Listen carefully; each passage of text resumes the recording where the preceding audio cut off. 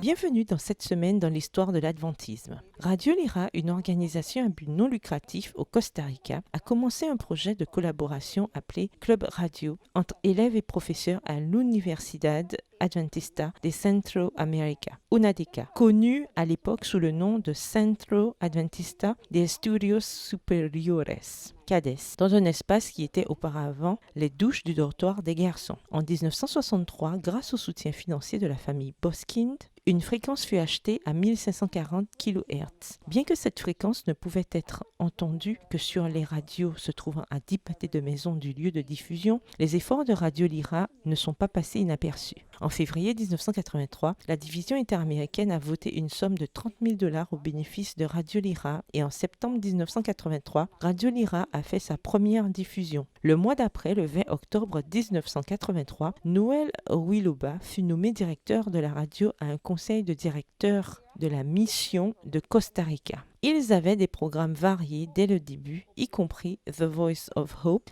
Opening the Doors of Understanding, Sharing Life, School of Life et Lift Your Eyes, Levez les yeux, qui étaient tous produits à la Radio Lyra, sauf The Voice of Hope, La Voix de l'Espérance, sous la direction de Noel Ruiloba et Ruben Garcia Toc. Certains des premiers opérateurs étaient Moises Beletsui, Pablo Orton, Alicia Rivas, Rosora Barantes, Eduardo González, Marta Flor et Doria Alvarez. Depuis mai 1986, on peut écouter les émissions de Radio Lyra à travers le monde. On peut l'entendre au Honduras, au Mexique, à Cuba, à la République dominicaine, en Équateur, en Allemagne, en Australie, au Danemark, en France, en Hollande, en Italie, en Suède, en Suisse et en Inde. Aujourd'hui, on peut écouter ces programmes partout via Internet. Pour en savoir plus sur Radio Lyra et plein d'autres institutions adventistes, s'il vous plaît, visitez l'Encyclopedia of Seventh-day Adventist online sur encyclopedia.adventiste.org.